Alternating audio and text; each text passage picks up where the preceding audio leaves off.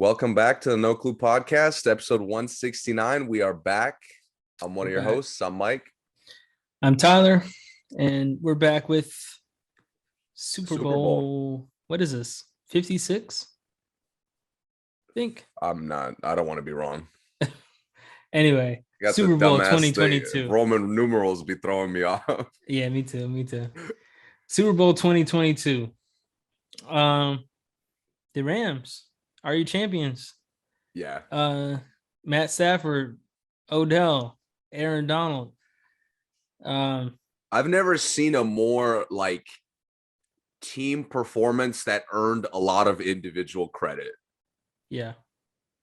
I mean, I agree. every player that you could have had reservations about responded in this game for the Rams. Yeah.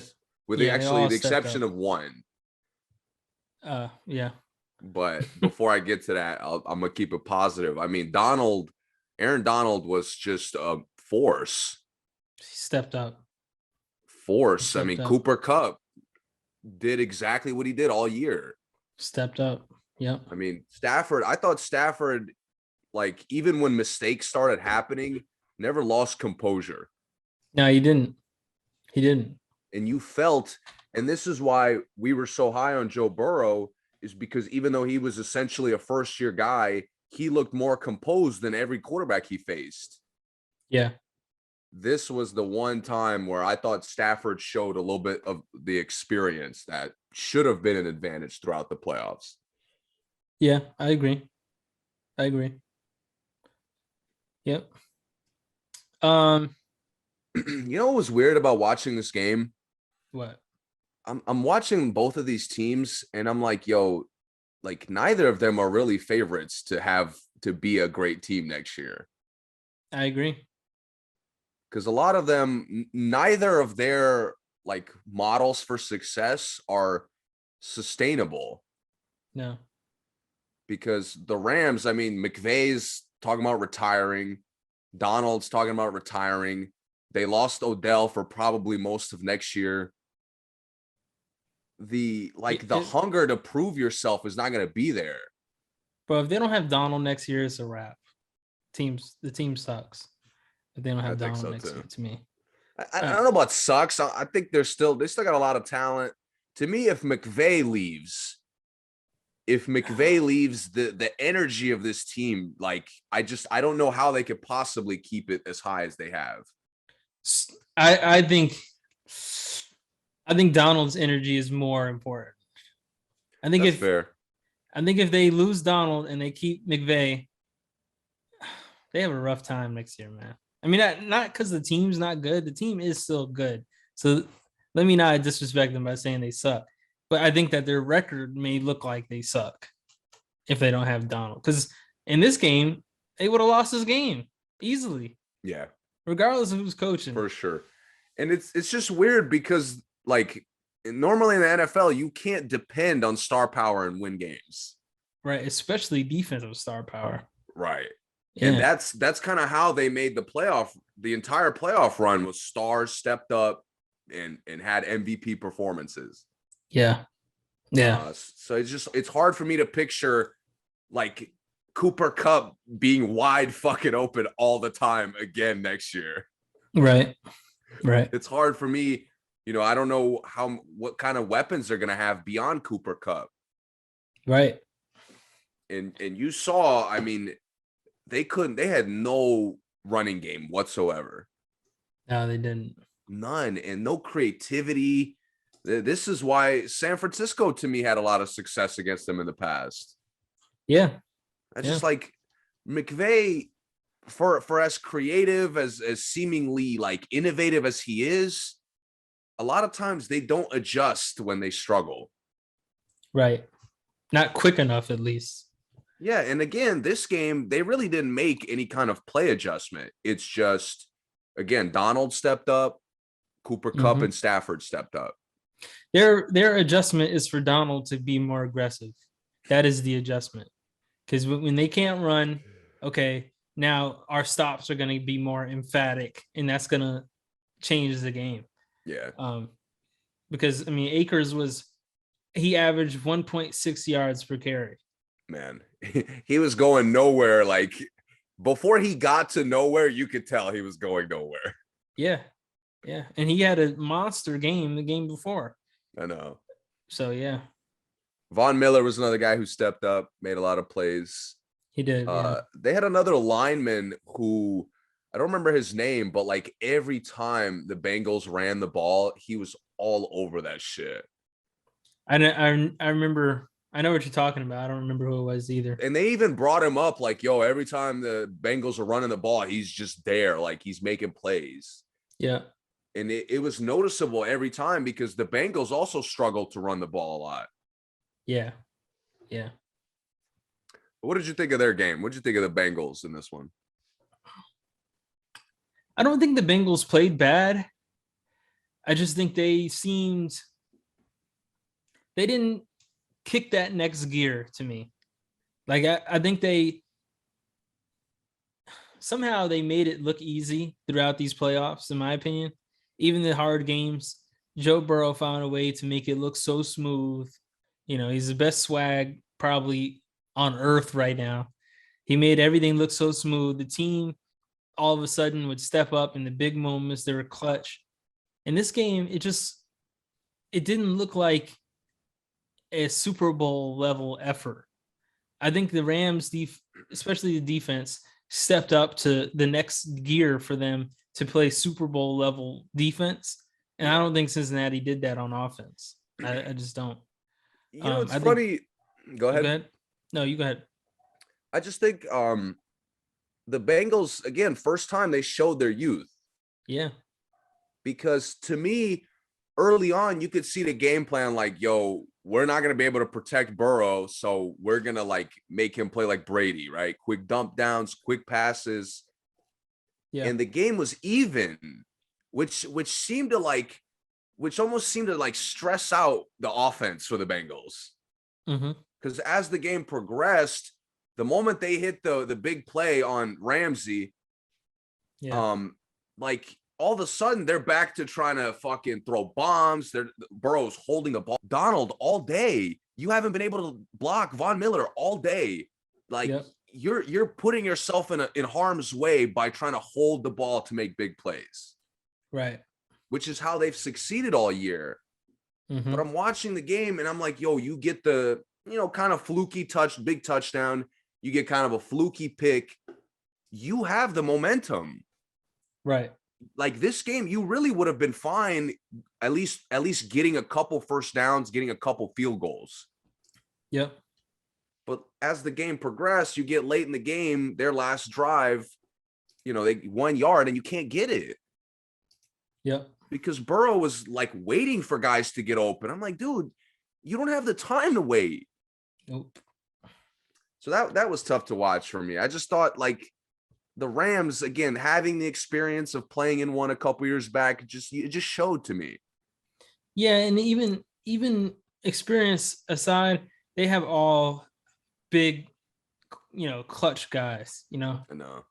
Stafford, I may not call him clutch, but we know Kupp is clutch. We know Akers and even Sony Michel is clutch. We know the defense is clutch. We know Odell does spectacular things, even though he wasn't in there, certain moments. He started the game out doing spectacular things. So on his way to an MVP, by the way.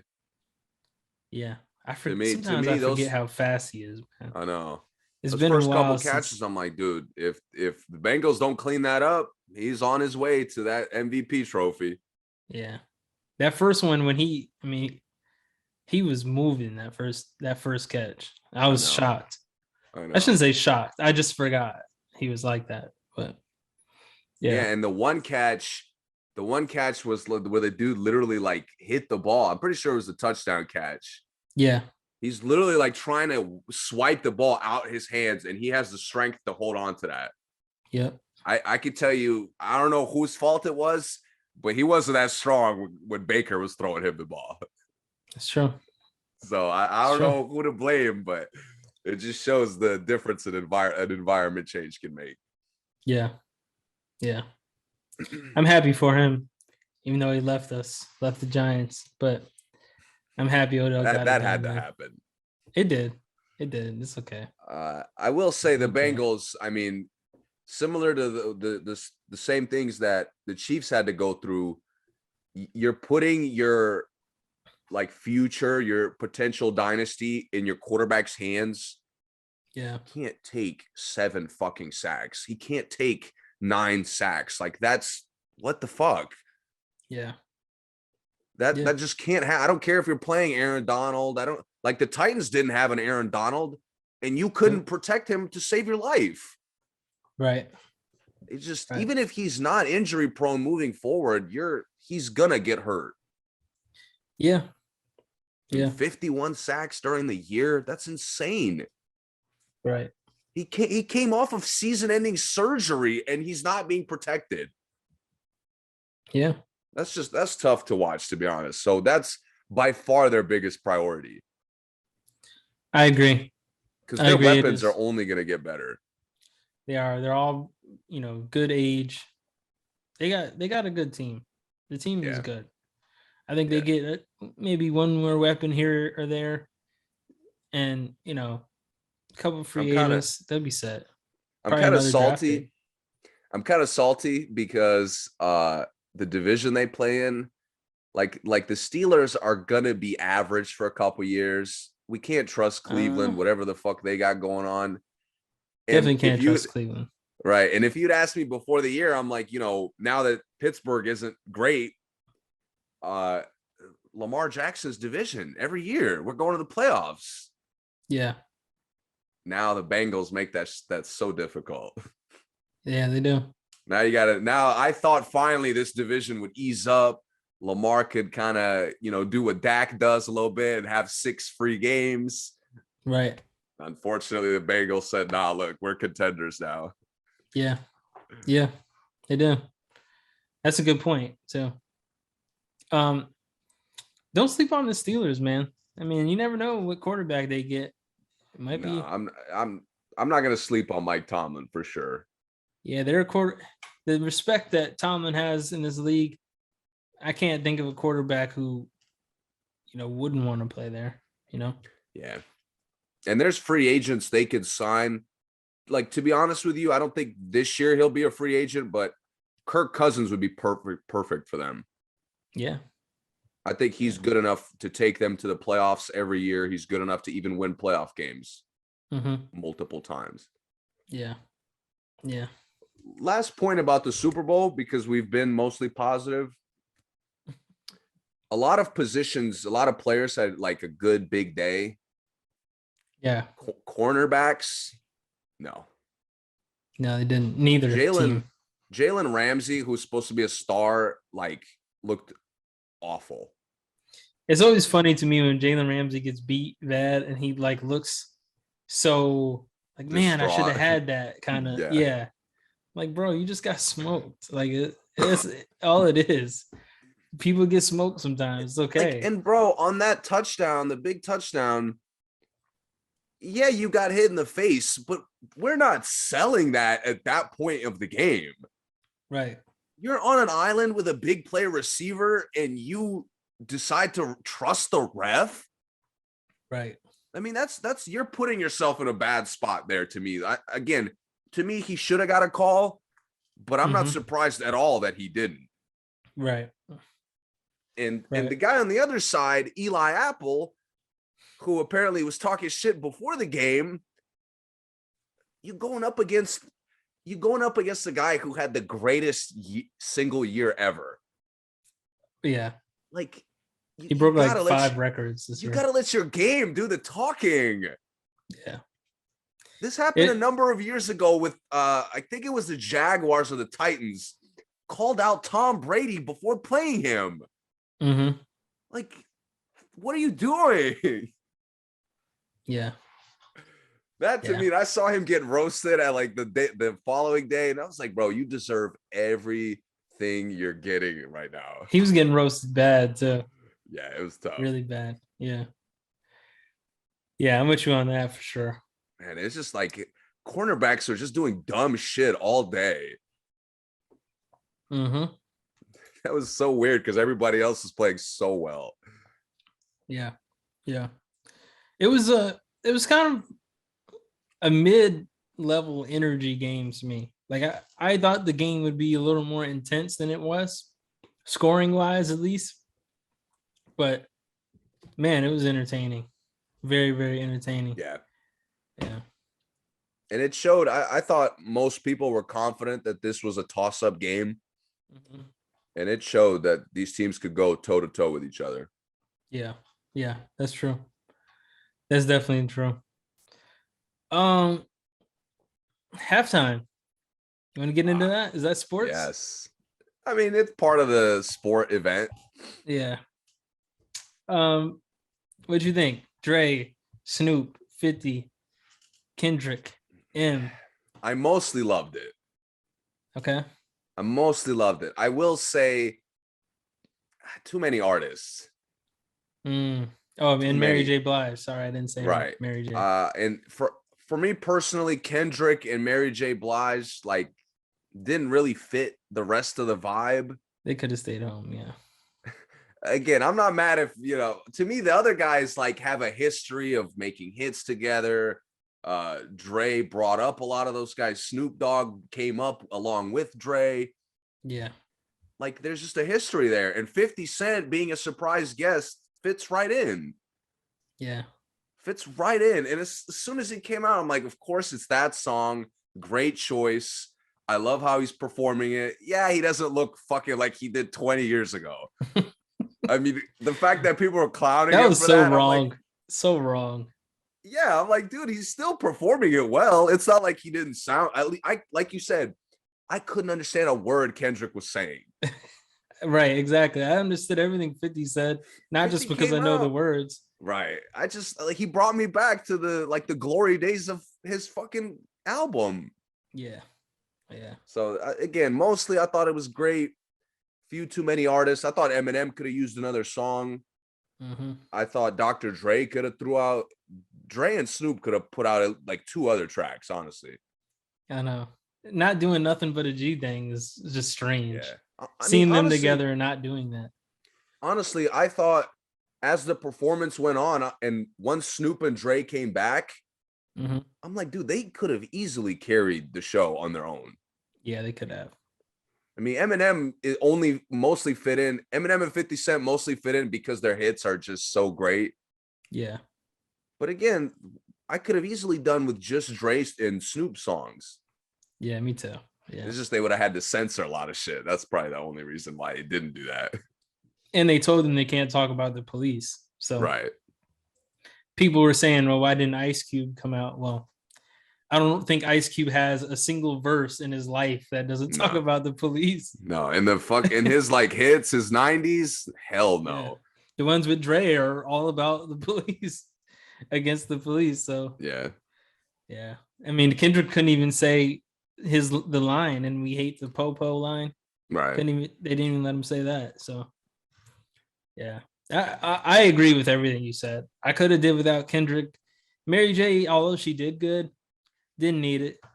It didn't need it. I think didn't fit with the rest of the performance to me. And I'm not saying, I mean, if people listen to the podcast, I'm not saying this because I love the game, but they missed the how we do moment opportunity for real. Like that would have been, the stadium would have went crazy. That would have been perfect. As soon as 50 came down from the ceiling and, that beginning came on and Dre played that on the piano, it would have went nuts. Game could have came out the stands. He was probably there. LA. Yeah. I will say seeing, and obviously Lose Yourself was a childhood favorite. Mm-hmm. But I as far as like unanimous songs that most people know and love, I mean, the energy just went to a different level when he started it. Yeah, it did. And it's like everybody in the fucking stadium knows the lyrics to that song. Right. Like because they probably can't say most of the lyrics that Dre and Snoop say. Right. But I can't think of a more unanimous, like more like mainstream known rap song than Lose Yourself. Yeah. So that was it was, again, I loved it, man. Brought me back to a lot of my favorite hits as a kid. Yeah. It was good. I think I liked how they fit Marianne. Like I said, I didn't need it, but Kendrick was definitely forced in my opinion. You know what else I liked? I liked the stage setup with like the different kind of rooms. Yeah, the I train with thought, the yeah. yeah, I thought Mary J fit great. Everybody who was in that fit like, again, maybe it's too many artists, but you fitting the environment, kind of the vibe of the performance. Yeah. They go to Kendrick and it's like so like separate. Completely separate. So separate. He's like giving a little weekend performance, like very individual, very a lot of stuff going on the stage. Yeah. I just like that's not you. Yeah, like his music to me is not like insane over the top performance based. No. I think he could have, it would have been cooler to me if he like recreated the cover of To Pimp a Butterfly with all the guys outside the White House thing. Yeah. That would have been hard. Like, but in the train thing, like with a bunch of people just vibing to All Right. But the whole military thing, I like he likes doing that a lot. And those characters are from Meteor Man, which is a movie that came out in the 90s or 80s or something. I mean, I really liked the movie. I just don't know when it came out, but it was just kind of a weird, wasn't a good reference for the situation. It just wasn't. I wouldn't have, to be honest, I wouldn't have picked All Right if I'm picking a song to play at Super Bowl halftime show. No, me either, but it's kind of, it's supposed to be an anthem for I get it. LA thing. We're not from LA, so we can't speak on the anthems, but I'm with you. I wouldn't have picked All Right either, but that shocked me. I'm like, is he playing All Right? Like, dude, you could have killed with any of the hits from Damn. Yeah. Any of those. Dude, Humble would have went crazy. With Dre playing it on the piano. Oh, so that easy. Would have made sense, right? So easy. The crowd would have been going nuts. The crowd would have went bananas. As soon as they heard that piano, man, they would have went crazy. So anyway, good show. I liked it. Can't wait to see what they do next. I guess Jay-Z is going more with like since he, I guess, curates the halftime shows. I guess he's going with like a location kind of centric thing. Seems like. I like that. Because Miami was very Latinx. Yeah. This was, LA was LA hip hop, Dr. Dre. So I don't know where the next Super Bowl is. Do you know? I have no idea now. I don't even know when they announce it. So yeah, but we'll see what happens. I'm definitely interested though, for sure. Honestly, I think I would like to see more big city Super Bowl locations. Me too. I thought as the game went on, like just big plays, the crowd was going crazy because I was anticipating a lot of LA support, and that really wasn't the case. Yeah, that's why I said that when we were talking about that. I'm like, yeah, I don't think LA is gonna really beat them that much with the support because it's really not like a historic LA, Right. Yeah, man. I kept seeing Donald hyping up the crowd, and I was like, dude, like the volume is not. You're not in Seattle, bro. Right. Like if Russell Wilson does that in Seattle, nuts. Yeah. A lot of places, dude does that, even in other people's arenas. But in this situation, I just thought the game was very even. I thought the fans were very even. It was a good Super Bowl. Yeah, I agree. Okay, let's get into sports. I mean, well, we're in sports, but let's get into hoops, back into sports. NBA, we talked about the trade deadline, all the new trades. Yes. All the guys on new teams. We got to see our first matchup of, newly formed teams with Brooklyn and Sacramento. I want to make a point about Brooklyn because Sacramento, I need to see more of. I think the energy looks a lot better. The direction looks a lot better, which is something we haven't been able to say for them in a long time. Yeah. But they've done this before. Mm-hmm. They've come out, they've started years, like on a positive note, seeming, Fox is playing at a potentially all-star level. They've had bigs who've given them 20 good games and then didn't exist the rest of the season. But again, I don't trust it.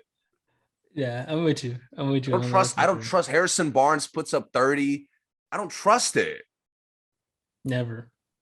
Like, I've seen it. Harrison Barnes has been there for a long time now. Yeah. So we know he could get off, but he could also not again disappear in the next game. So I think Harrison Barnes also has a problem like being two-way every night. It's like it's either offense or it's defense. Like either he straps the whole games, or he scores 30. But never both. Deserves a lot of the criticism that Wiggins used to get. Yeah. Like, except he just wasn't number one pick. Right. He didn't have the standard Wiggins had, but like it's that same, like, dude, you're one of the best players on the court. I'm tired of watching you not play like it. Yeah. That's a good point. Very good point. But Brooklyn, we were kind of excessively positive on them. Based off of the trade, yes. Okay. I want to make the point that while we're very excited for their potential, they're at best the 6th best team in the conference right now. Without Ben and KD, you mean? KD could get healthy tomorrow. I wouldn't change my ranking on them. Oh, okay. This is my problem. What's that? Ben arrives where he's talking about potentially debuting against his team on March 10th. Yeah. 3 weeks, a month, essentially. Yeah. Of what? Of you getting in shape? What the fuck have you been doing? Right. I mean, honestly, bro, I don't want to hear nothing about the BS excuses he was giving out to start the year. Yeah. Like you don't behave that way and then make it seem like those weren't excuses. I was really just missing time. Like, obviously you didn't want to play there. People were saying it would be problematic if he came back immediately because he used mental health as the reason he was out. But I'm gonna be honest, man, I'm perfectly okay with him doing that. Like I know I'm not someone who struggles with mental health maybe as much as others, and I'm not saying not to offend anyone, but if he said he was using mental health and all of a sudden he doesn't have it, I wouldn't care at all. Like I mean, it would be fine with me. The whole point of his problems was the fact that he was in a situation he hated. Right. Again, like you said, I don't want to discredit like any of those concerns, but you got what you wanted. Let's go now. And you're not ready to do your job? Yeah. Like, and you know what else bothers me is that this has become a trend. This because I'm not playing games, I'm not in game shape. Yeah, bro, you mentioned the guy when we were talking earlier today. Klay Thompson missed 2 fucking years. I didn't see any lack of shape when he got back into the fucking game. He started. He dunked on everybody. He played longer than he was supposed to play. Yeah, and played longer than he said he was going to play. Like, this notion that the league is trying to they're trying so hard to be player friendly, but it's getting out of hand. Wall missed 3 seasons, right? Yeah. Or 2. And he came out the gates looking like a top 10 point guard already. I know. Immediately. This nonsense these guys do with I gotta get reps in with the G League. I gotta practice for a month and a half. What? Lance Stevenson gets off the couch and it gets a triple-double. Bruh. Like he was at home watching the games and he comes out and like gets 30. Like we can't. What are we talking about? I know. And Harden, the flip side of the trade, he's out for All-Star break. His hamstring wasn't a joke. Then why the fuck are we seeing clips of him in practice with no limitations whatsoever? Full contact. He's fucking teaching Embiid his step back, but his hamstring is fucked up. Last I checked, anytime my hamstring hurt, I couldn't hit a fucking step back. That's like the one move you can't do with the best of hamstring.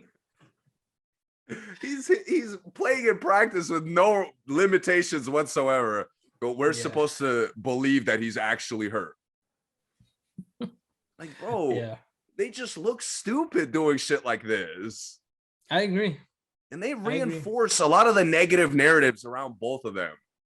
They reinforce it with this, like, they both got what they wanted, and they're not ready to play. Mm-hmm. That to me is really bizarre. And that's kind of what frustrated me coming out of our last episode, because we were so positive on the potential from both sides. Yeah. And at that time, we didn't know that they were both sitting out like for another month. Yeah. Yeah. So to me, the Sixers are in trouble because now, again, Embiid still has to carry you the rest of the year.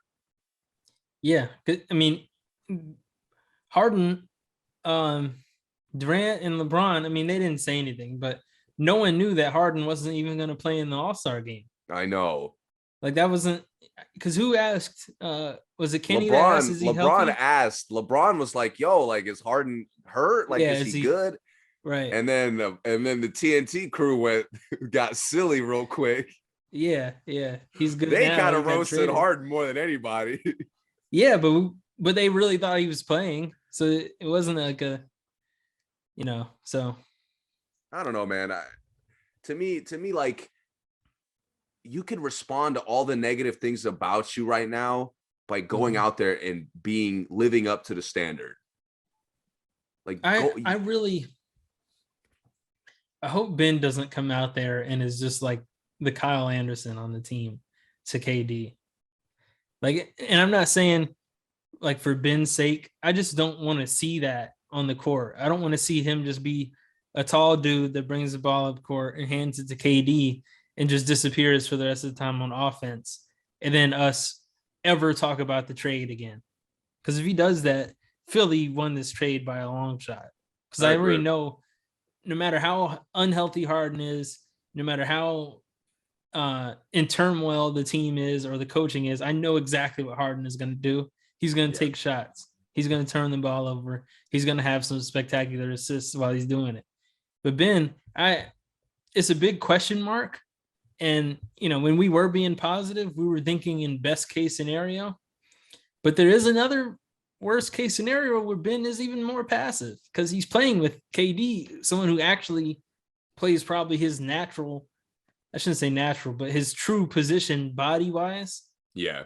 And Ben has never played with someone who takes that many perimeter shots, especially two guys that take that many one-on-one perimeter shots. Because with Kyrie and Ben in an offense, I don't really see it's hard to think of how the chemistry would work there on offense. Unless Ben is cutting. Kyrie's a pretty good passer, but Kyrie is probably the hardest player in the league to get assists to. So it's just, again, like offensively, I think I'm still kind of trying to be best case scenario. Right. Because offensively, they've been good even when they missing a lot of the lineup. Mm-hmm. But a lot of people are getting excited about their defensive potential. Mm-hmm. Like, is that really going to matter when you're dependent on Ben Simmons for that? Because no one else is exceptional on defense on the entire roster. I don't care. I don't care if Ben Simmons stays in front of Greek Freak all series. Right. Who's guarding? Is Seth Curry guarding Drew Holiday? Is Patty Mills guarding Drew Holiday? Because we know Kyrie isn't doing it when it's a home game. We've seen Chris Middleton give KD buckets too. Right. And Middleton has defended KD fairly well at times too. Yeah. KD has to like reach supernova to actually play good against Middleton. Yeah, so you look around the East and you even include Philly in that. Yeah. To me, every other Eastern Conference contender, which is Miami, Milwaukee, Chicago, Philly. Who am I missing? Am I missing somebody? Cleveland, Boston, Atlanta. I'll put Brooklyn 5th. Okay. So after those top 4, mm-hmm. But the problem with those top 4 is they don't have to work as hard a lot. Like they don't need as many things to click for their potential to be realized. Chicago showed you they can miss 4 starters and still look like they're playing at their potential. Exactly. Miami's had randoms in the lineup. Doesn't matter. Yeah. Even Philly, without Ben Simmons, without Harden, has shown that they can play really good basketball. Yep. And we know the Bucks are great. And Cleveland isn't, you didn't mention Cleveland in the contenders, but Cleveland has lost the starting guard like every month this season and is still 4th in the rankings, in the standings. Yeah, and Cleveland, is tough for me to put them alongside the contenders who've been there. And they're significantly not as talented as like Chicago is. Right. But I was just saying, when you mentioned playing to your potential, these guys are missing, like someone goes down and they just keep playing hard. They lost Sexton. All of a sudden they're going on a winning streak with Rubio. They lose Rubio. They're still winning games and they just pick up who they get. Rondo, LeVert too. Right. But first they got Rondo, they kept winning. And then Rondo kind of slid away from the starters. And then, now they got LeVert and they're back looking even more explosive. So, and you're right. And I'm like, again, I'm trying to be optimistic, but in reality, you're competing with a lot more than just the premier teams in the East, because Boston is on an 8-9 game winning streak. Yeah. Now, if Smart sprained his ankle really bad, that might make them significantly worse. But again, Boston is starting to play to their potential. And they just picked up Derek White. I mean, he's someone that if Smart goes out, he can pick it up. He can take 5 more shots a game, and he may make all of them. Yeah, he's just an easy fit, regardless of what you're putting him out there for. Yeah, they've won 9 of the last 10. They currently have the best record in the East for the last 10 games. I mean, but you look, Toronto they just had a 7-8 game winning streak. 8-2 in the last 10. Yeah. They're on the up and up. They're coming up. They're playing. Everybody's playing to their strengths. The guys we doubted are all stepping up right now. Yeah. And then beyond that, all the other teams are healthier than you. They play harder than you. They're younger than you. And some of these teams are coming back up their peak. Like Atlanta, who had a really bad start, is on their way back towards the top 8. Yes. And Charlotte's a team that's like always excited. Like they could always get hot. Yep. I'm not going to talk about the Wizards because I talked about them a lot, but. Or the Knicks. Yeah. Those 2 teams, I'm not as worried about. But that's, again, off the top of our head, we're talking about 8 teams that are in a much better place. I know they'll be in a much better place going into the playoffs. I know that. Yeah. And we have a month and a half left. Mm-hmm. So to me, while the upside for Brooklyn is crazy, like them realizing it is as long of a shot as it comes. The upside is huge. And if they don't get to that upside, they're in trouble. Yeah. The potential for their upside is as long as Justin Tucker's winning field goal was against the Lions. Mm-hmm. Historically long. Yep. Yep. The Lakers continue to lose games. They're 3-7, 3-game losing streak. I have no idea how the Lakers are still in the playoff race. I know. I It know. seems like they've lost so many games. I know. And it's bizarre that like who's next? Who's like closest to catching them? Is it the Pelicans? The Blazers. I think the Blazers and then the Pelicans are like right there too. Yeah. They're just one game behind the Blazers. Well, the Blazers, I don't really want them to get hot and take a spot. Yeah. But the Pelicans are playing with a lot of momentum right now. Bro, if the Lakers lose 3 more games, the Pelicans will catch them. And that's most likely going to happen. They're 3.5 games behind. They're playing Utah tonight, right? I think so. And the Lakers have the hardest schedule left in the league. Yeah. Because I remember when they were sucking early in the year, that's all people were talking about, how like, yo, they're playing the fucking Rockets every weekend and barely winning games. Yeah. You know, so now you're playing the top teams and getting smoked. The Lakers are 8-18 away. Oh, I'm sorry, 9-18 away. Wow. They're like, honestly, they just don't seem self-aware about their problems at all. They don't. At all. Like I can see as Russ has become less and less of a reason for why they're losing games. Mm-hmm. I see the lob of it's all Russ's fault. Yeah. Like they're preparing that lob. They got the ball right at the rim. Like it's the season's collapsing. The Pelicans caught us. The Blazers caught us. We're like, we might not even make the fucking play in. That's when Vogel's like, Russell Westbrook, DNP, coach's decision. If the Lakers don't make the plan, will they be the biggest failure in NBA history? Absolutely. Absolutely. No question. I agree. To not make the playoffs? That is in. That's 10. You get 10 they spots. Literally they added a system for more teams to make it and you didn't make it. Yeah. That's pathetic. And they were in the play-in last season, right? Yes. Yeah, because they got lucky against the Warriors that time.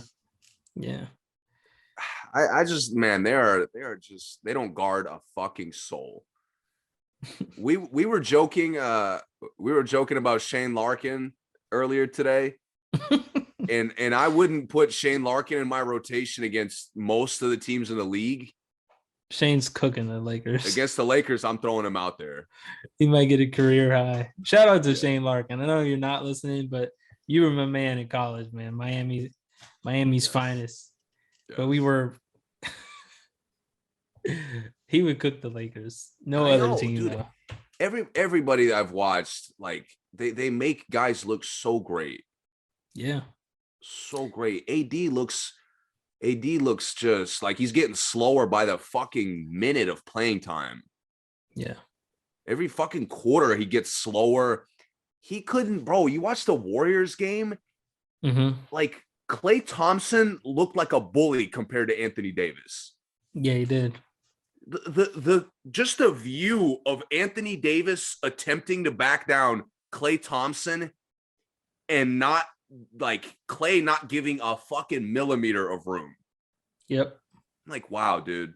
You can't even take advantage of the one thing I thought was still your strength. Yeah. You're not even physical enough against the real contenders. Right. Look at the teams above them right now. The Clippers and the Timberwolves. Would dog them, by the way, in this series. Oh, yeah. Timberwolves would get them out of here. Oh, I don't think they get to 6 against either team, to be honest, the way they're playing. I think they could beat the Clippers. They have 0 chance against the Timberwolves, though. Timberwolves might, but 5 games, they're done. Do you really, when, like, you're prone to blowing leads and you're playing a young team, do you really have a chance when you don't guard a soul? And now dudes who people don't like, casual NBA fans have no clue about, put up 15 to 25. Amir Coffey is giving you 30. I mean, come on. Like, you're not stopping anybody. LeBron is finally cooling off, which doesn't surprise me. Yeah. Like, the fact that they're so dependent on their stars to be so great it just shows how pathetic they are, honestly. I agree. The Pelicans are definitely coming, by the way. I mean, you mentioned it for a second. They're definitely coming. CJ looks so flawless with them, like a perfect fit. Immediately has chemistry with Ingram too. Yeah. Immediately. This team doesn't even need Zion to catch the Lakers to me. No, they don't. Definitely don't. They just need, a couple of health things to go their way for the roster to stay healthy and the schedule to keep the way it is. Mm-hmm. What CJ is doing for the Pelicans is exactly what I was hoping someone would do for the Hawks. Like, Graham doesn't have to be on the ball, like, really ever. CJ is making highlight passes. He's making lobs from the wing spot. Yeah. And it just opens up so much for them. So much. Well, one thing I've always liked about CJ, he's high IQ scorer. Yep. He is. Of all the volume shooters, of all the volume shooters we criticize, his awareness for what kind of good shot he should get is really good. Yeah. And on a young up and coming team like the Pelicans, I can't think of a better fit. Yeah, I agree. You want to mention something about the Bulls, what I said about Derozan? You want me to repeat it on here? So before I get into that, I think last episode I said he hadn't been as hot as he was earlier in the year.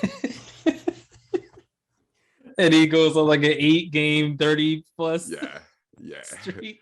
Yeah. I don't know why I said that, because I had just watched him get like 30 something. But he had a lull right before this. Right before the streak. He did. Yeah. I knew what you were referring to. But you made an interesting point about DeRozan. Yes. Even though Jokic and Embiid are having some of the most ridiculous statistic years, and I think that I'm trying to say this and not sound like a complete hater, but I think that we're kind of over hyping their numbers, because that's kind of how the game is now, where guys can do what they do. Not saying that everybody can do it, because obviously not everyone can do it, but their stats will always be like this. It's not like an MVP year, like an exceptional year. It's just that the way that the team plays, Jokic is always going to have an opportunity to get a triple-double. Yeah, That's just how he runs their offense. Yeah, it's just how they play. So it's not really like obviously it still does make him more valuable, but it's not him busting out like an exceptional year where it's like, man, he's unstoppable. He's doing all these things. But yeah, that's how the offense is going to run. That's what we have to do to win the games. Yeah, is have Jokic at the one, or Embiid has to have the ball for 90% of all possessions. He has to get a touch, and by that, he's gonna have a lot of assists. He's gonna get a lot of points, and he's 7'2". He's gonna get rebounds. Not discounting his stats. I'm not discounting either of their stats. They're great. But the most unstoppable player in the NBA this year has been DeMar DeRozan. This dude, Levine can be hurt. It can be missing 2 guards. Vucevic can be having a terrible game. And you know who the ball is going to every time. And he still gets 40. Like, there's nothing. Yeah. Everyone knows exactly what he does. The scouting report can be probably only 4 lines on him. Keep him off the mid-range. Don't foul him. And, maybe 2 other things. We're trapping him in the corner. Don't let him dump it to Vucevic. And he still does exactly what you tried to not make him do. Yeah. Tried to prevent him from doing.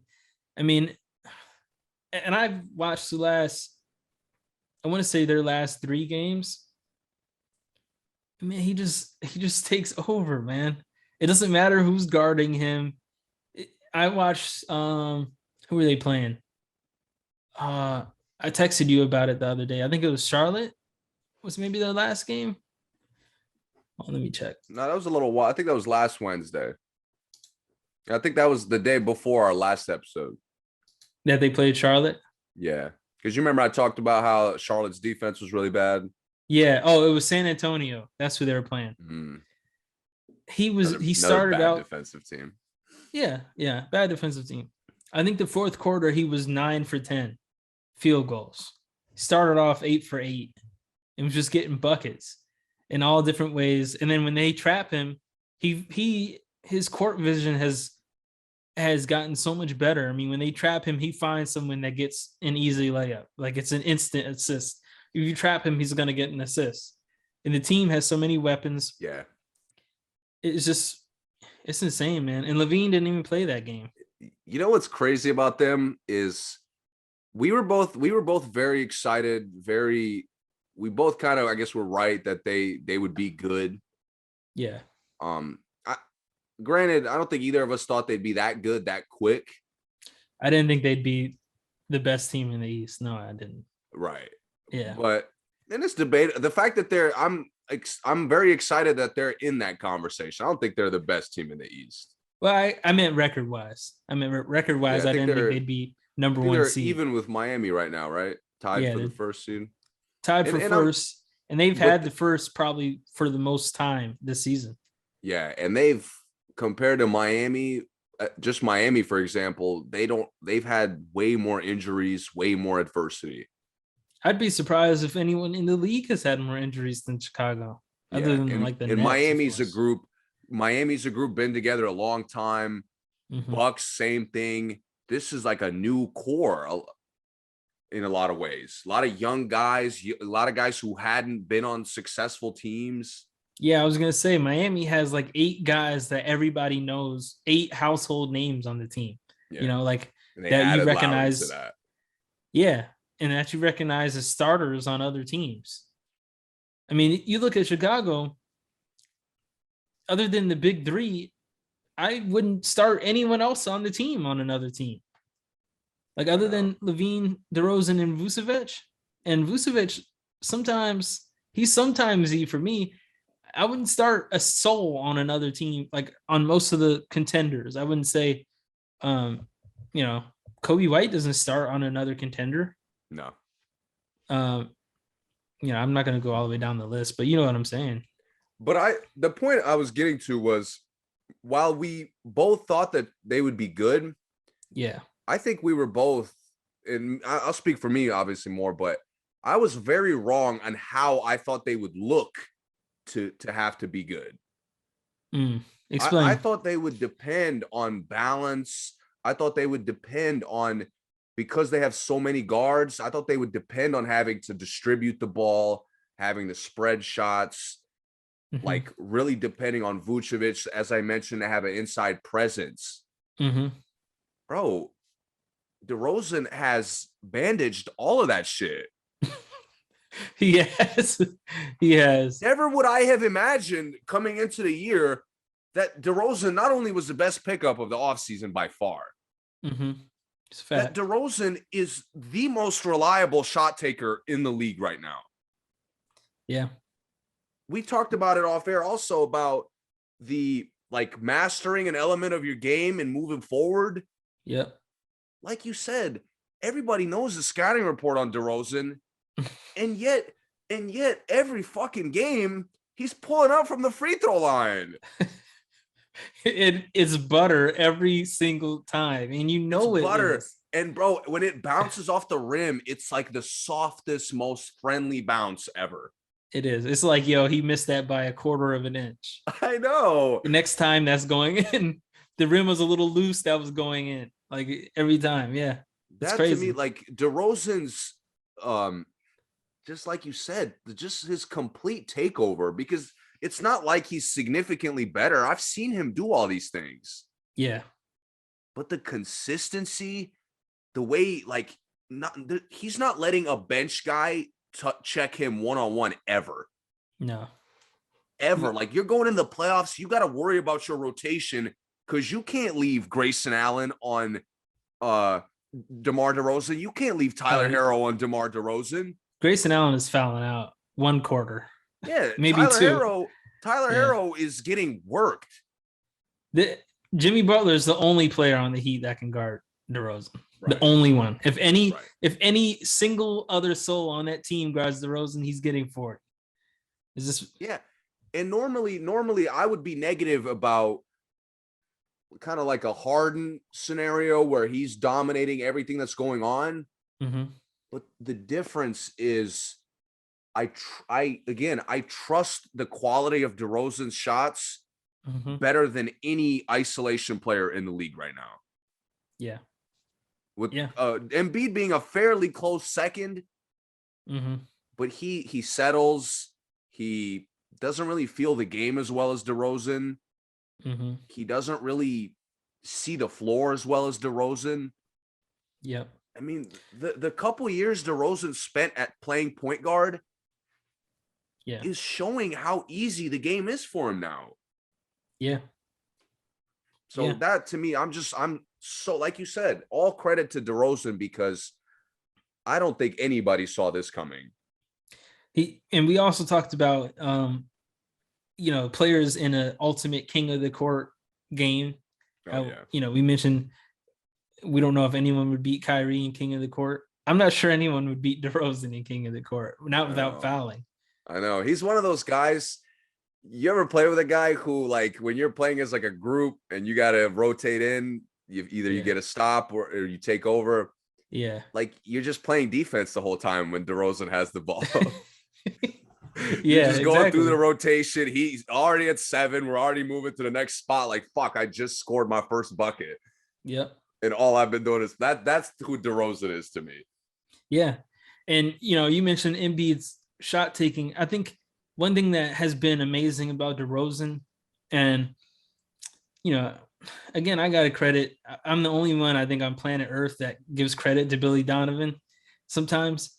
But what DeRozan has done for Levine's game, or what Billy Donovan has done for Levine's game, they don't take shots that turn into points on the other end like a lot of players. I think if Embiid misses a bad shot or a tough shot, it's a layup on the other end, easy. It don't matter who's in there. If it could be Thibault, Embiid could get back. It's just something about the shots. Yeah. How the Lakers, all three of the Lakers guys do this.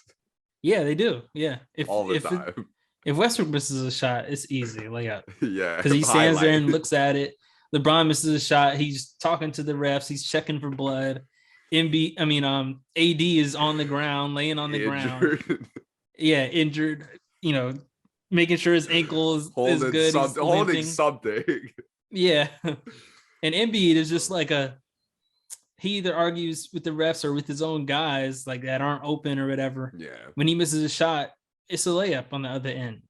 But the Bulls and Levine had that problem before. Levine used to take some really tough shots. Yes. And they would turn into fast breaks, and Levine would just be there watching. He'd be hustling back. He's the highest jumper in the league and never gets any chase down blocks. He was that volume shooter that we criticized. Like, he's one of those archetypes before this year.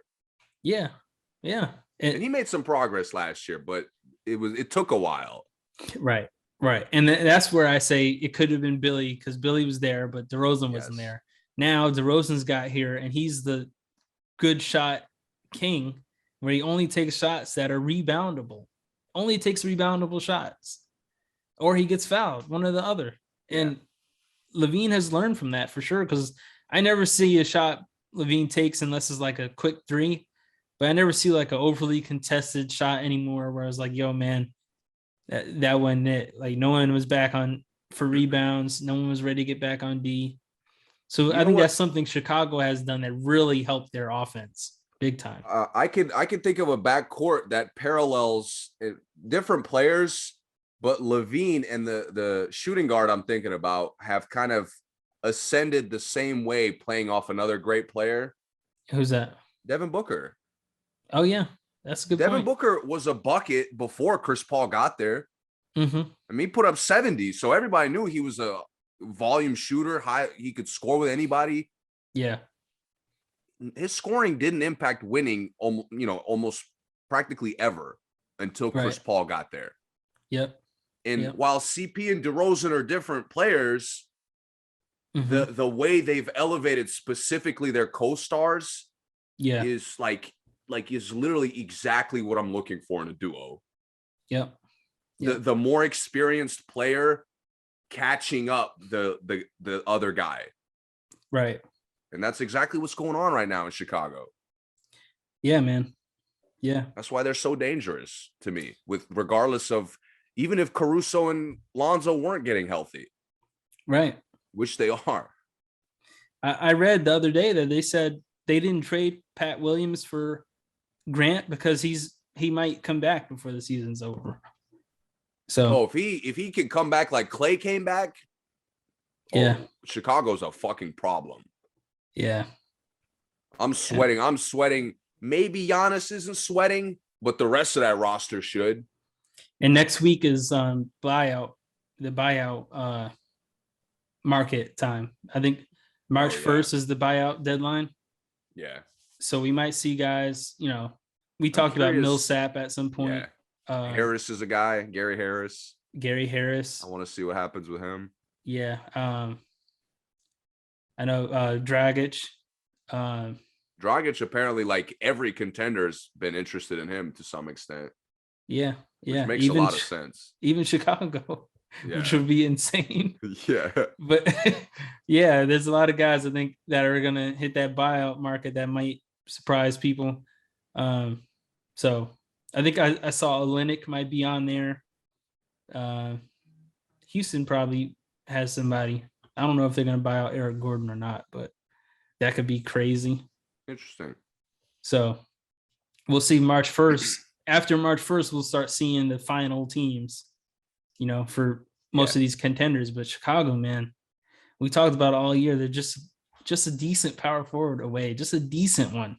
Doesn't have to be great. They don't need much. They're just missing a little bit of defense to give Levine and Derozan a little more, But I'm gonna be honest. energy. And again, normally I stay away from kind of trusting individual scoring. Mm-hmm. But the way DeRozan is doing it, I honestly don't see a flaw in this roster right now. They get, and this was the turning point for Milwaukee, I think, and Miami's been good because of this for a long time. Mm-hmm. You could get your bottom rotation players good shots. Yeah. That's what's been most impressive about their team to me, beyond just DeRozan's greatness and Levine's greatness. Yep. The way they've been able to, especially with injuries, you got guys coming off the couch, coming out the G League, coming off of sitting on the bench for extended weeks, months. Yeah. And they're getting great shots. Yeah. And the thing that separates Chicago and Miami, it doesn't step on the stars' toes at all. Like Kobe White getting 30 doesn't stop DeRozan from getting 30. Lonzo getting 6 threes doesn't stop Levine from getting 40. Doesn't stop DeRozan from getting 40. Doesn't stop Vucevic from getting a double-double, 25 and 18. They just score more points. But that to me, it's – go ahead, though. Finish your point before I go. I think we've seen, especially in the finals, sometimes Miami – Hero can get 38. Jimmy Butler has 8. Nothing. Yeah, or Lowry has 6 5 shots.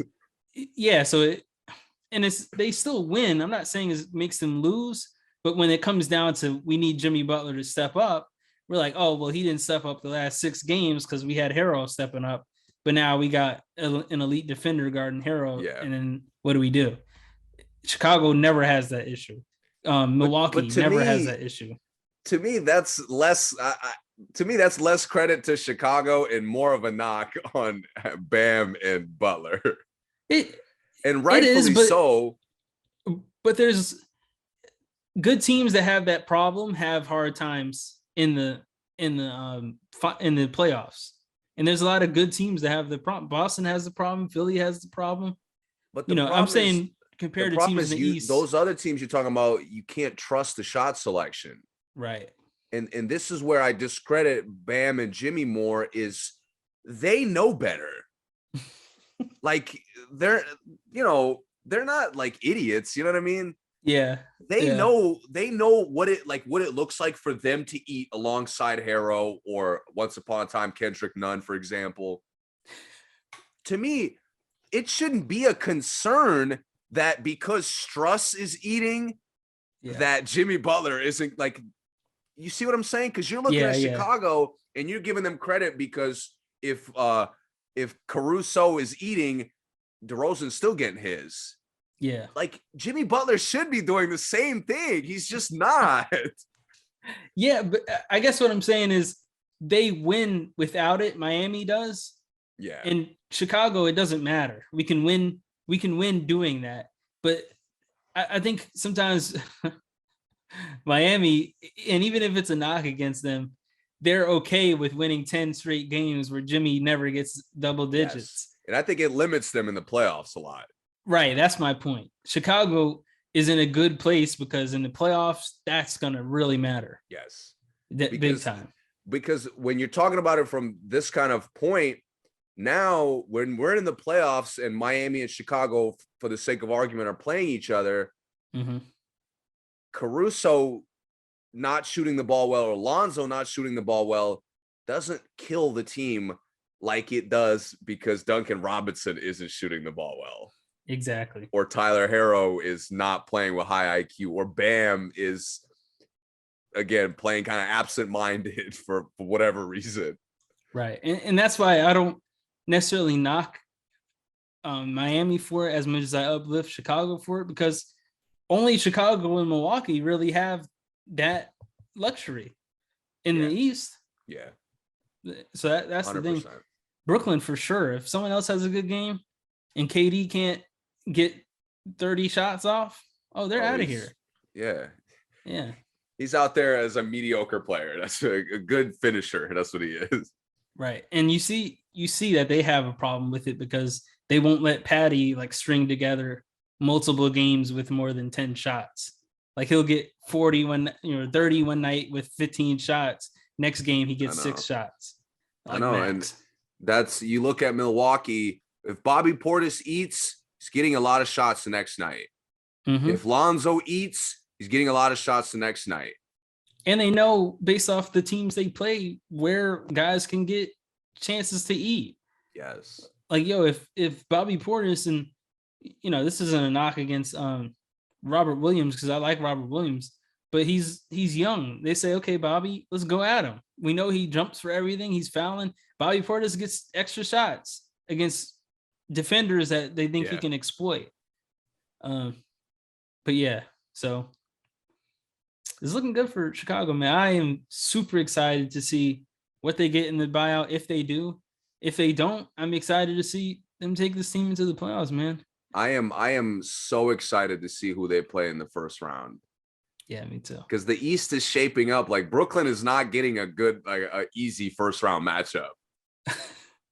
Man, Brooklyn's right there with the Lakers, though. Yeah, if they keep slipping, I mean, again, because we don't know when Durant's coming back, we know Ben Simmons is going to take a while, and Kyrie by himself doesn't really impact winning in any way. And only plays half the games. Right. This team is going to keep slipping in the standings. You're not winning games with Patty Mills and Seth Curry as your backcourt. Right. And it's just not. And Atlanta is playing good right now. Yeah. They're losing some games, but they're playing good.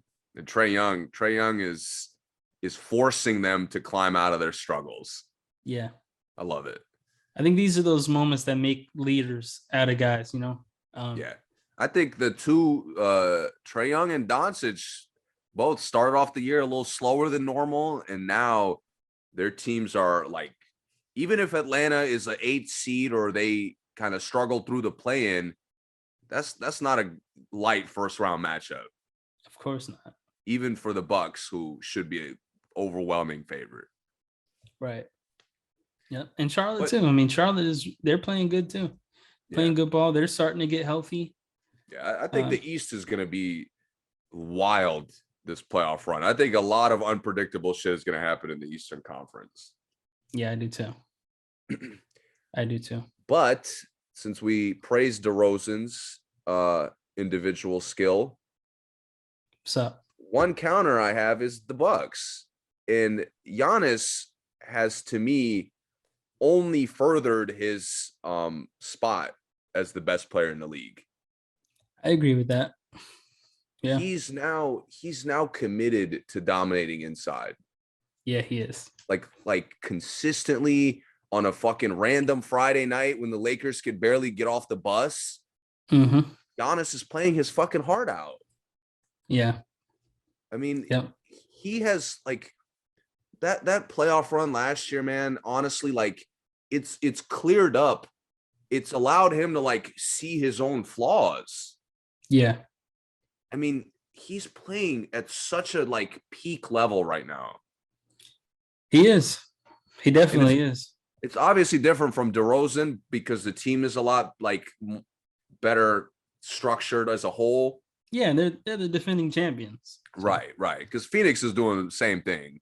Mm-hmm. But the Bucks, to me, like, there's no question Giannis is the best player right now. Yeah. And their upside is just crazy to me because of that. I agree. And he's filled, I mean, him playing a little bit harder, going a little bit harder, taking more shots, keeping the defense even more honest, has created, I don't want to call them holes, but the few flaws they have as a roster, it doesn't matter. Doesn't matter at all. And the way he's playing, they could easily be missing bigs and be fine. Yeah. They could easily miss a guard or two and be fine. Like, I mean, they're missing, some of the lesser rotation guys, but like a lot of times in the past, they depended on like a deep rotation to look complete. Yeah. And finally, Giannis is doing what LeBron was doing for years, what all the best players do. Mm-hmm. They make up for everything you lack. And the thing is, the Bucks are picking up like these sneaky rotation pieces because, like, with everything you said, they just got Ibaka. I know. And they just picked up, I mean, DeAndre Bembry isn't like, he's not a scrub. He's a good defensive player. He's going to do exactly just what they need him to do, Yeah. They're not going to need him to be a scoring threat, but he's going to come in there, play hard defense. He's going to streak. He's athletic. I mean, but Giannis's progression again, in the past, a lot of our problems was like what's going on around Giannis. Right. And to me now, him playing like such a complete player, now like the pressure is off Middleton. Like Drew Holiday could have a bad game and we're not sitting there like, fuck, Giannis is about to throw this game away at the free throw line. Right. Or Giannis about to get 3 charges and get us completely kill our rhythm. Yeah. And the thing is, they struggled in the past because Holiday and Middleton are so, their stats aren't consistent, but their efficiencies are inconsistent. I mean, the stats are consistent, but their efficiencies are not consistent. Because sometimes Middleton can get 30 with 12 shots. Next night he gets 30 with 21 shots, Yeah. So, and Holiday can get 10 assists with 1 turnover and then 6 assists with 4 turnovers the next night. So it's like it's a thing. And like you said, Giannis, it doesn't matter at this point because he makes up for it every time. Yeah, man. Lately. And he's limiting like the individual possessions. So now he's getting like big, like role player, big level, like type of shots.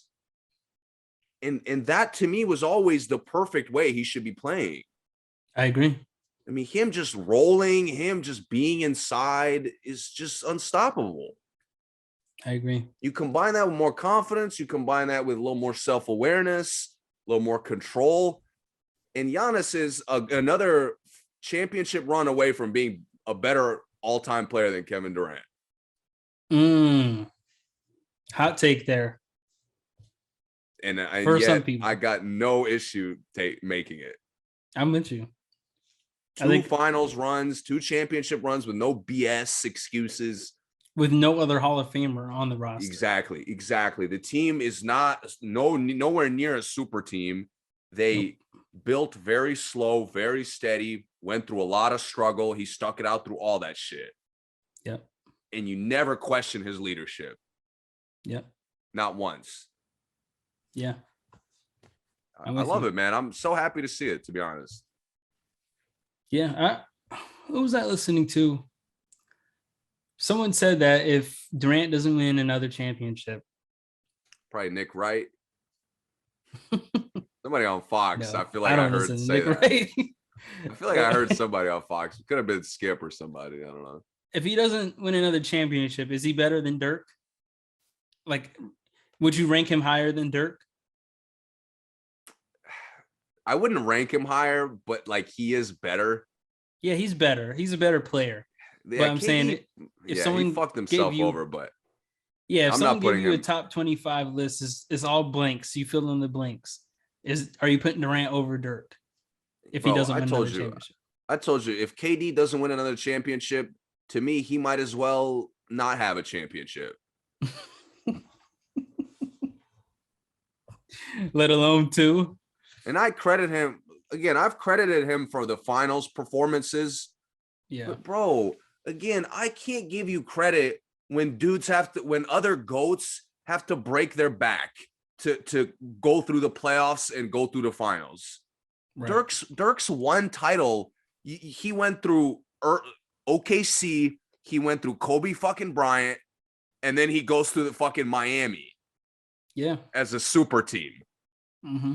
With 3 of the top 15 players in the league. Yeah. Like Durant only had to work hard in 4 or 5 games. And don't forget the fact that team made it to the finals 2 years in a row before he got there. Think about what Steph had to go through. That's just what I'm saying. As a player. So like his rings to me will never get, his 2 rings will never touch the path Dirk had to take to get that. I agree. And Dirk had to fucking like dominate, and the team was good. Mm-hmm. Durant had to dominate for 2 finals series. That's it.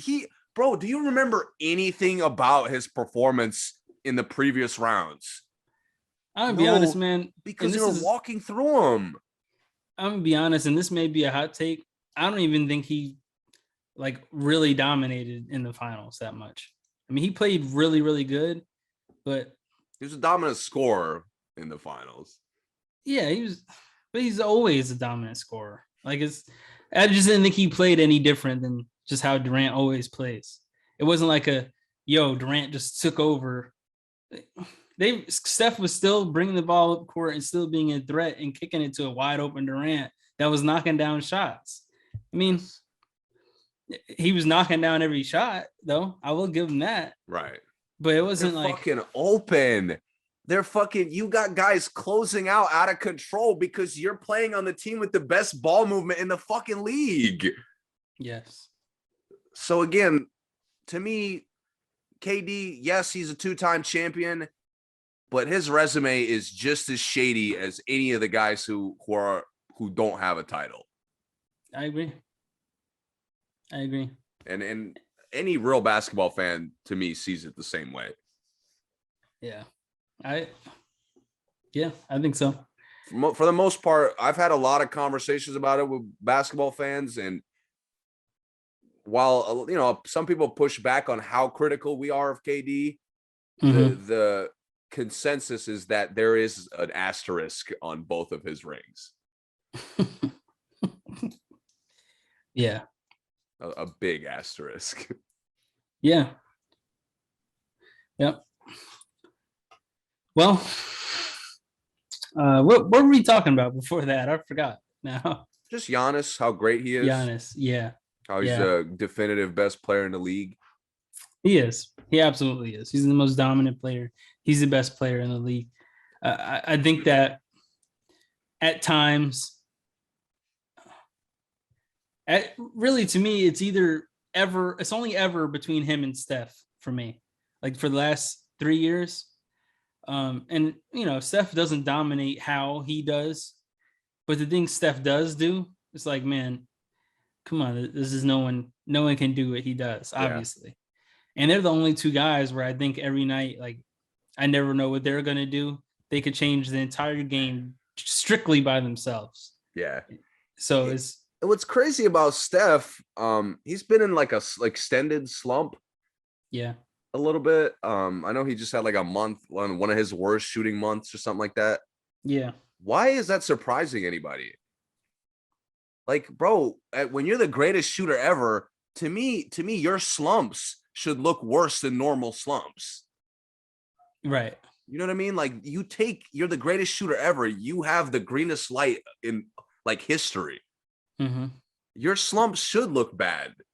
Curry has like, I think I read the other day, Curry has like 22 out of the top 25 most three-pointers attempted in a game. Like, Steph has attempted the most threes in a game, misses or makes, than anybody. Yeah. So yeah, again, I haven't seen him be off for this long before, but yeah, like, I'm happy it's happening now and not in the first, second round. Right. But I do think the Warriors are looking more and more beatable, while the Suns are looking more and more unbeatable. Mm-hmm. And I think a lot of the other West teams are struggling a little bit. They are. And the thing about the Warriors, they're only unbeatable because Steph isn't shooting well. I mean, they only look beatable because Steph isn't shooting well. Yeah. Because if Steph was doing what he was doing earlier in the season and Clay was still there, they look the same. But like you said, him not shooting well, of course, if Steph normally shoots 13 threes a game and him going 2 for 13, obviously that looks atrocious. So it's like, that makes them look more beatable. But the thing, the reality is they haven't really lost any more games. They're still 7-3 in the last 10. They're still second in the West and still have the second best record in the league. Oh yeah. And only by 6 games. So, Yeah, I just think, again, I'm getting more and more confident in the Suns based off of how they're just playing as a whole. Mm-hmm. But the Warriors, they're another team that the upside, I mean, Steph and Clay got going, and that's dangerous against anybody. I'm going to offer a little bit of hate for the Suns here. It's going to sound like hate, but it's pushback. It's something I've noticed about them, especially last year going into up until the finals. I think sometimes the Suns, you know how some games, you're a coach, you're a championship coach. There's some games where you can beat a team, so you guys really work on stuff, and you may lose the game, but you were working on stuff regardless of how the outcome was. Yeah. You knew that you needed to work on some stuff this game. Yeah. Sometimes I'm afraid that the Suns just beat teams how they know they can beat them. And then when they get to adversity, they're not ready to do the stuff that they hadn't worked on just because they were just blowing teams out. You know what I'm saying? It's like the team that is good, that blows teams out by 30 every game. Then they finally play a team that is kind of close to them and they don't know what to do. They end up losing. I'm not saying the Suns will do that. I'm saying that's just something I think the Suns, I see what you're saying. Yeah, because obviously, I mean, CP can do what he does. Booker can do what he does. Ayton can be a lob threat and be a rebounding machine. Cam Johnson can hit threes. But if they face the Bucks again, do you think they'll play different than they did last year? Or do you think they'll just ride out, No, will they go in with a different strategy? Yeah, they'll definitely go with a different strategy because they can't watch Ayton get worked by Giannis again. There's no way. Monty deserves to get fired if he goes a second finals in a row doing that. That's fair. But I will push back on your point. You mentioned like how their guys contribute. Yeah. The reason why they're so successful with it is because of the impact of everybody's contributions. Okay. To me, tell me more. to me, Bridges and Cam Johnson have first like they don't score more than like other role wing players, right? But the way their offense looks when those guys score, they're like the spacing all of a sudden is impeccable. All of a sudden, everybody's getting way better shots, and it's that funny to me. Oh, go ahead. That Sorry. to me is just with Phoenix. They're like they put together multiple people playing well so consistently. And I just don't see a lot of that from other teams. Phoenix, Johnson and Bridges score every time they have to. It's like not have to, but every time they're open, they take the shot and they make it. It's like they probably have, they're others as, the media calls the players that aren't the stars. They probably have the best efficiency in the league of like the other guys, other than CP, Booker, and Ayton. Everybody else combined, take everybody else's top three off their roster. Phoenix has the best efficiency to me. Johnson, corner threes and dunks. That's it. That's fine. Yeah, man. And their chemistry is just really good. Yeah. Their defensive chemistry looks great. Like you said, like the perfect guy steps up every time they need him. Like CP will get a 15 assist game exactly when they need him to. Yeah. Booker will have a top scorer night exactly when they need him to. Yep. Where I agree with you as far as like them potentially not getting better is players are not getting better. Like to me, the difference for Bridges and Johnson is just confidence. Right. That they're not asked to do more. Booker's not asked to do more. He's not asked to progress in the weakest areas of his game. Yeah, because Booker honestly doesn't look any different than he did last year. Right. Obviously, we know what CP is. He can't really be better than he is at his best. Right. But the biggest thing for me is probably the thing we were most excited about throughout their playoff run is how great Ayton was. And he's the same player. Yeah. Exactly the same player. And to me, because you're the same team, you don't have a lot of options for different things you could do against Milwaukee. Right. You're the same team. You can get beat the same way. Yeah. Even if what are you going to go zone? I mean, Giannis is too smart for that at this point. And now Giannis hits his free throws. Yeah. So to me, you see the progression with Milwaukee. You see Giannis is elevating his game, and now everybody else can take a step back and focus on the things they do well. Yep. Phoenix, while I don't think it's going to be a problem until maybe the Warriors, or maybe if they get Memphis in the conference finals, who knows what could happen. Yeah. But I just, like, to your point, I don't see the versatility that you need to continue to win. Right. You know what I mean? To continue to be the best team. So that's probably my only concern for them. Yeah, and that's a good point because Ayton, even the things Ayton had been previously advertised to be able to do, he still has not done like his whole career.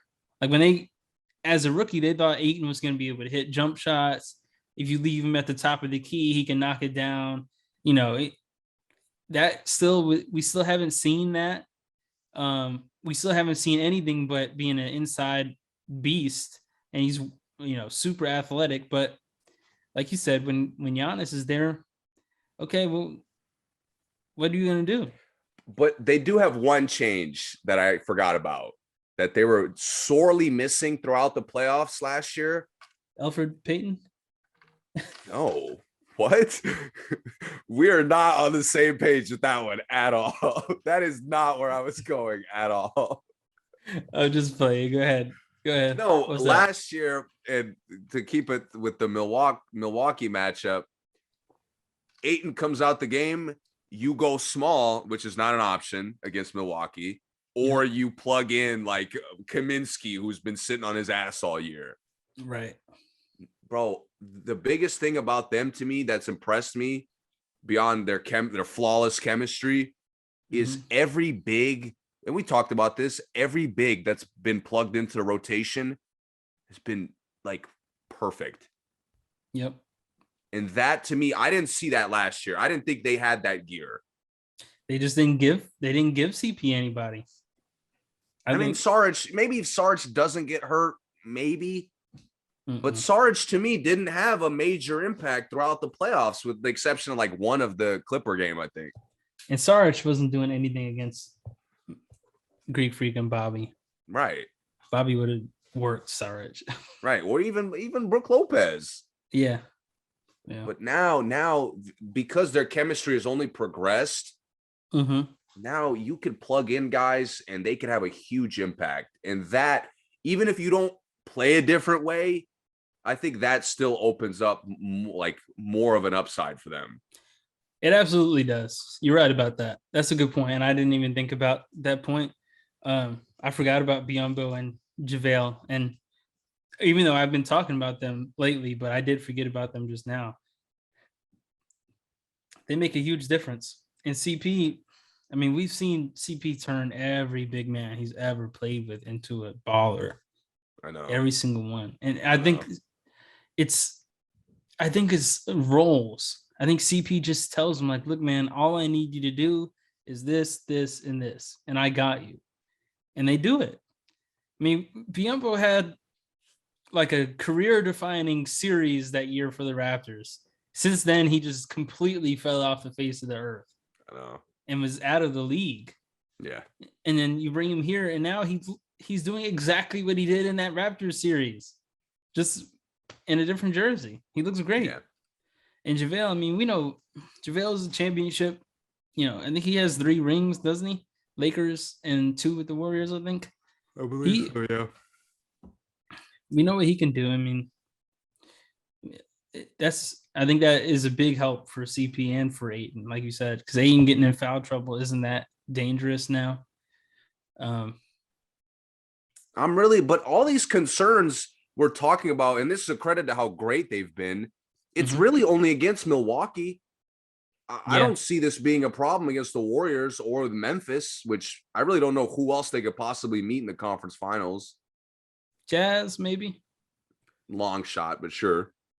Again, that's not going to be a problem against the Jazz. Not at all. Or even the teams with momentum, like we talked about with the East. Dallas has a lot of momentum. They're not going to be able to stop what Phoenix does. No. Minnesota, the Clippers, they're not doing anything. We don't even know. Denver, maybe if Jamal Murray comes back, maybe they have a little more upside. But still, to me, it's a extremely long shot for them to have the potential to outplay Phoenix. Not without Michael Porter Jr. and Murray. They need them both. And Chris Paul he's the only player I've seen in the last year and a half to make Denver's actually weak-ass rotation look weak. Yeah. He shows no mercy on that series he had was just perfect. Yeah. Like literally a flawless series from Chris Paul. And CP is not letting Campazzo just goof off the whole game. Exactly. Like everyone else does. That's what pisses me off. That Denver plays like their rotation sucks when they have a lot of injuries. Yeah. And teams can't take advantage of that. Every other team makes Campazzo look like hot sauce. Like and one hot sauce. Bro, I like Monty Morris, but some nights other teams make him look unstoppable. I know. I'm like, he's not that good. Monty Morris doesn't have the best mid-range pull-up in the league. Can we please get a hand up? They're playing. They get away with playing Austin Rivers, Campazzo, and Monty Morris like the other 29 teams wouldn't be a lottery team if that was their backcourt. I know, and that's their top 3 backcourt. Yeah, without Murray, I mean, their guards look hopeless. And this is a credit to how good Jokic could be, but because he makes everything work regardless. Yeah. But again, Phoenix, back to the original point, Phoenix is so consistent.